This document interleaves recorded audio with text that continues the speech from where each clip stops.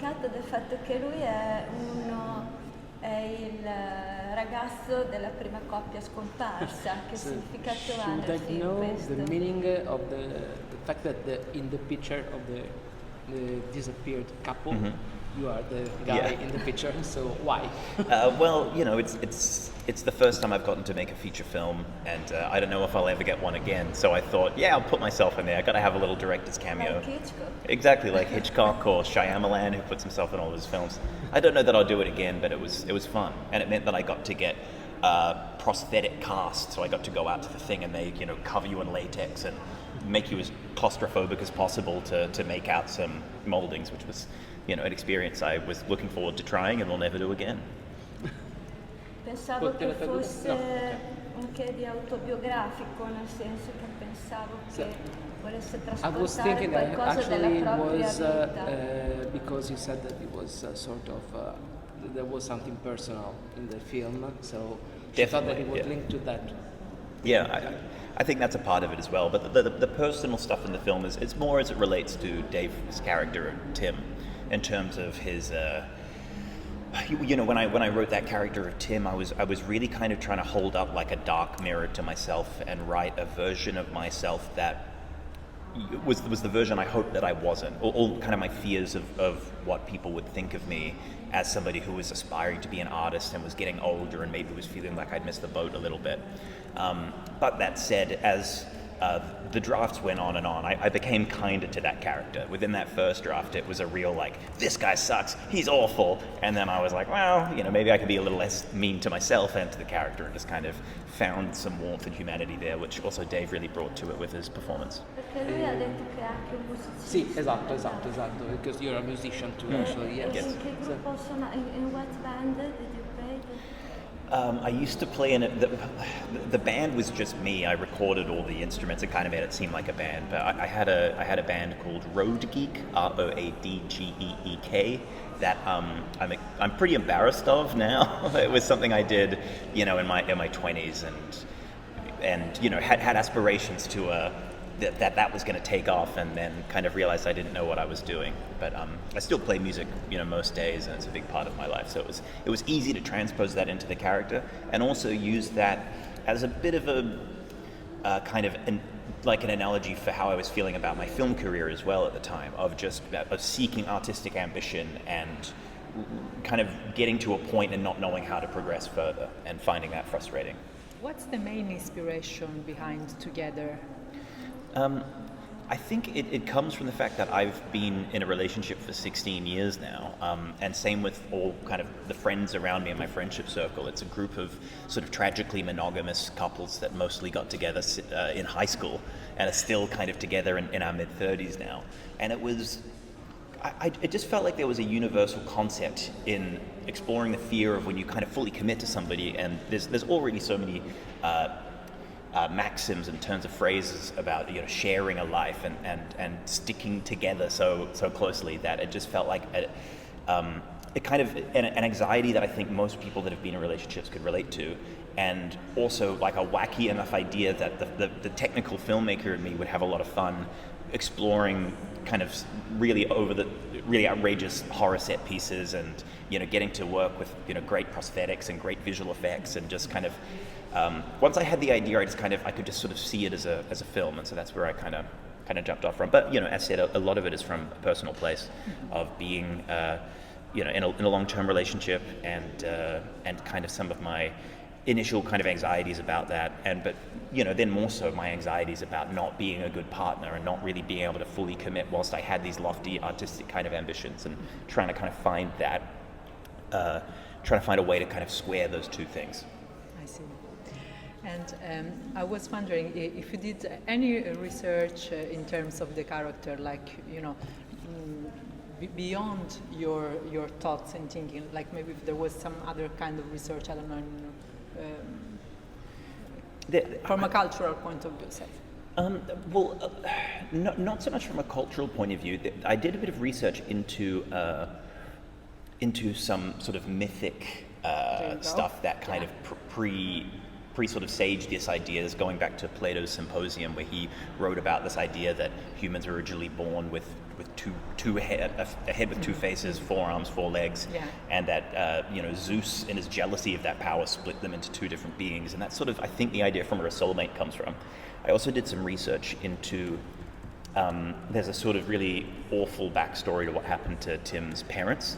And I was researching a lot of real cases where that had happened, whereby these couples that had been together for so long, if one of them were to suddenly pass away, there are these examples of where the surviving member of the couple just doesn't tell anybody and just kind of leaves the body in the house because they're so unprepared for a reality where they have lost sort of this other half, this kind of half of themselves, that they just couldn't function in that reality, and something kind of would snap in their brain.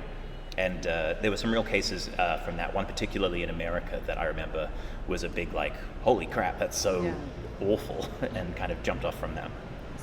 I write for a magazine which is mostly for like students in their teenage years, high school and stuff like that. And I was wondering if you could talk us about the transition of your career as a YouTube creator to cinema, if you knew any other director that came from that specific background, because I think that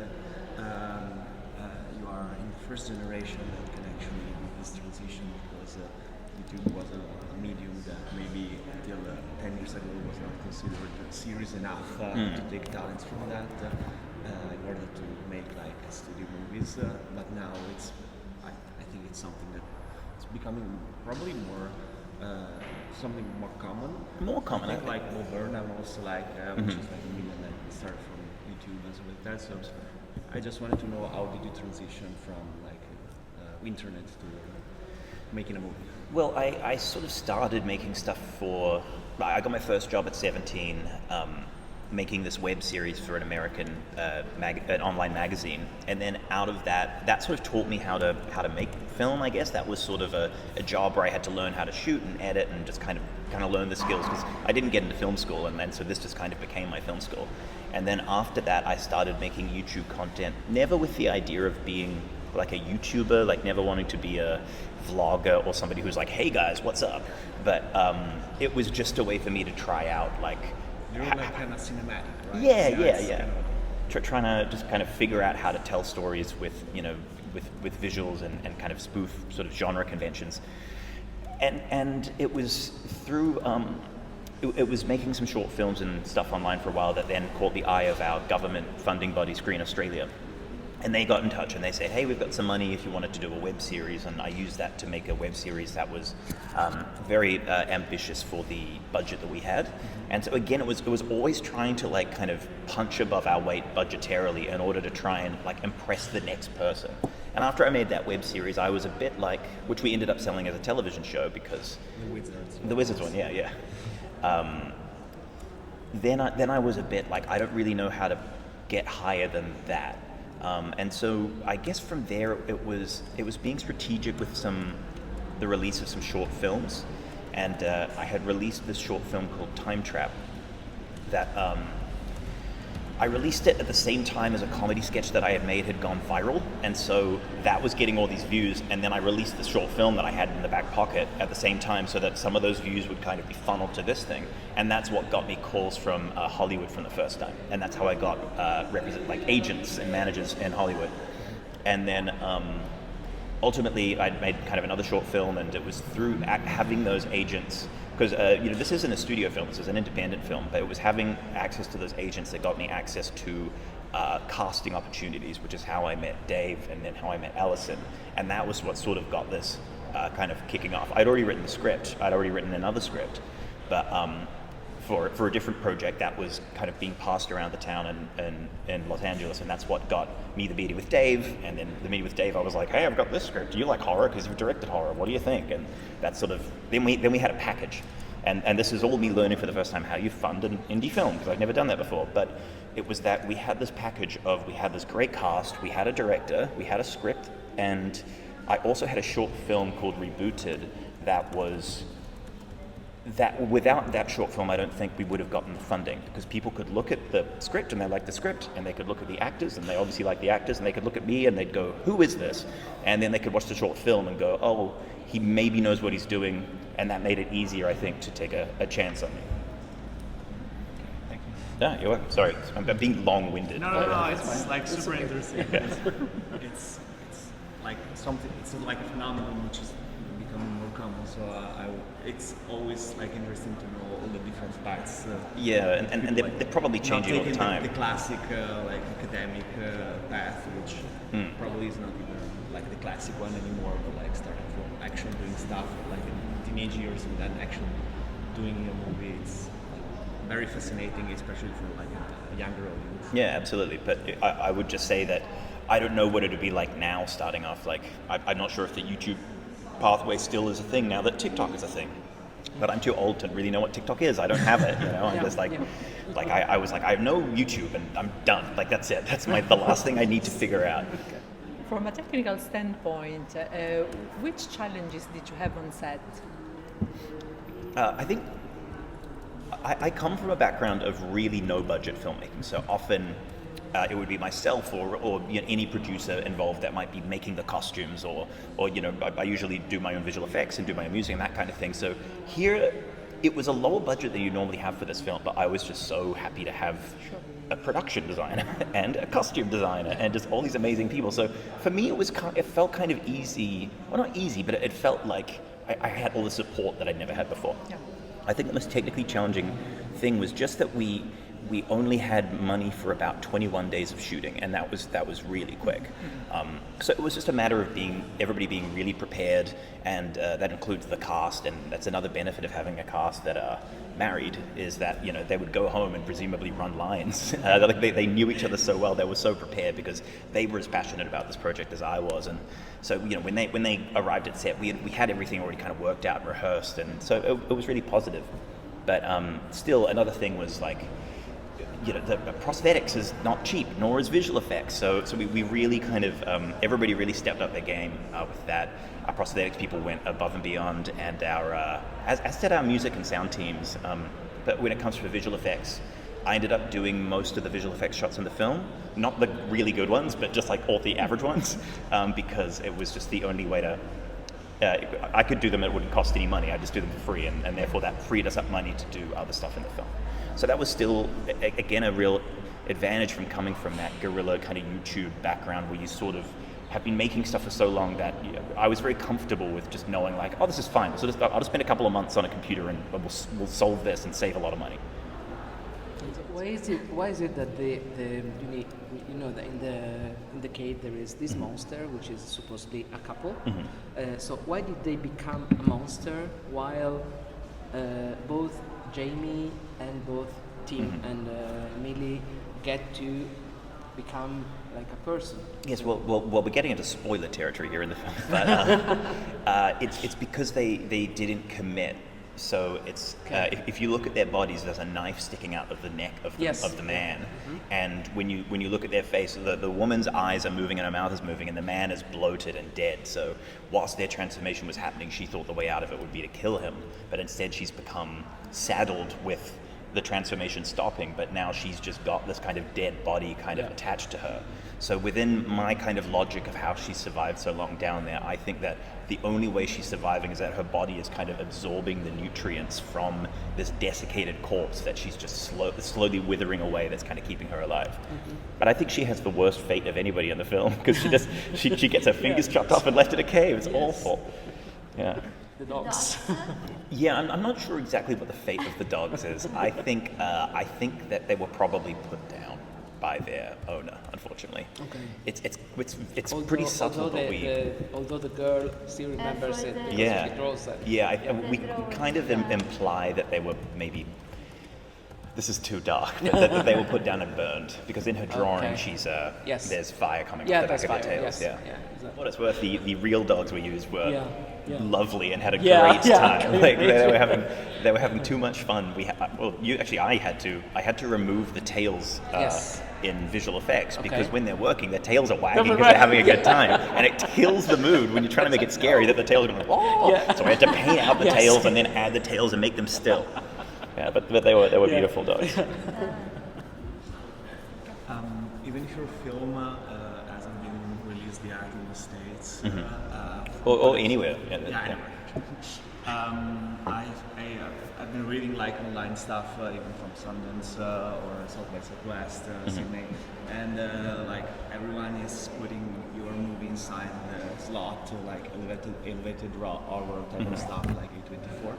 But I was wondering, what was your like cinephile addiction while growing up, and what were your actual like inspiration in terms of directors or other movies while doing this? Well, I really do like kind of like the modern, what people call like elevated horror stuff, and there's certainly influence from things like Hereditary and some of the way that this is sort of structured. I also kind of realized that I was structuring it a little bit like a haunted house movie. It's not a haunted house movie, but I sort of like the sort of shape of that story. And then in terms of like real personal inspirations for it, I mean, The Thing is a big influence. I love that movie. I love a lot of the shot design, specifically of M. Night Shyamalan, and there's some stuff in this that's really kind of, I feel like I'm sort of taking some of his like cues from his like shot choreography. Also, like, you know, there's some kind of, we kind of start at one tone and kind of get a bit sillier as we go along. So obviously there's like influence from body horror of the 80s, Cronenberg. I don't know if like it's something closer to Australia, but I always think of like early Peter Jackson stuff. Oh yeah, definitely. Because he was like maybe the thing that got me into cinema in the first place, because I grew up in New Zealand before I moved to Australia, and they were making Lord of the Rings as I was growing up, and just that kind of made me realize, oh, people actually make movies. Like, that was so exciting to me. And then watching all those special features, all those behind the scenes, realizing that you can not just, that movies don't just happen, people make them, and that made me want to go and like make them and learn how to, you know, edit and use the software and kind of make props and that sort of thing. But there's also definitely, like the early Peter Jackson stuff, there's a scene involving hair in the film that's about as like Sam Raimi as we get, like, so yeah, it's kind of it's a mix of a lot of stuff, and hopefully the tone works. Bad Taste. Yeah, Bad Taste, Brain Dead, yeah, good stuff. No Meet the Feebles in there, but is there, say, any moment that you know you cherish about being on set, or you know something that you take with you and you know stays with you? I mean, the whole experience was really special. I sort of realized after making a feature for the first time that there's kind of a bell curve of loneliness to a director, because you kind of start alone and it's just you, and then you maybe get a couple of producers on board, and then you're on set and you're working with those people and you all kind of fall in love over the course of the project, and it's magical, and you're so proud of each other because you're doing it. And then it ends and there's a big party, and that's great. And then it's you, and it's an editor, and it's an assistant editor, and the visual effects supervisor, and then it's you again, and it's just you on the press trail, which is great. But it's the high point, the thing that I kind of remember, are the relationships with people in the middle of it. And again, kind of being a first-time feature filmmaker, a lot of the crew I hadn't really worked with any of them before, and so when you start off, you're kind of feeling each other out. You don't exactly know what to expect, and it was just really gratifying that within a couple of days, I could tell that people were enjoying it and they were having a good time on set. And a lot of that came from Dave and Allison, who were just, you know, so passionate and so friendly and just like so enthusiastic. It just kind of made everybody as enthusiastic as those guys were and as I was. So yeah, it was really nice.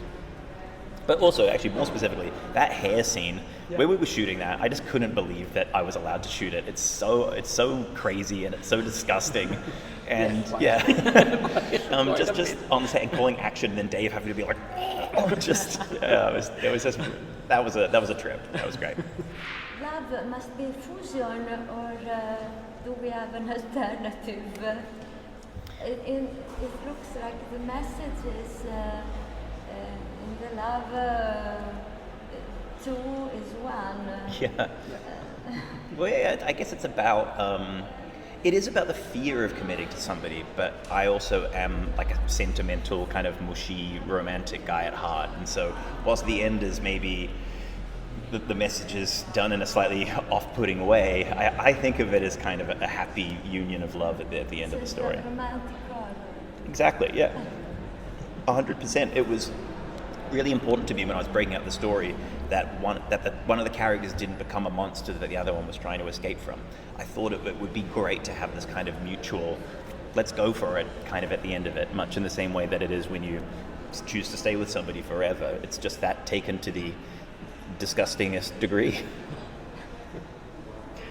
Michael, thank you so much for joining us. Hey, no worries. Thank you so much. Thank you. Grazie. Thanks. Oh, thank you. It's my pleasure. It's really, really lovely to be here.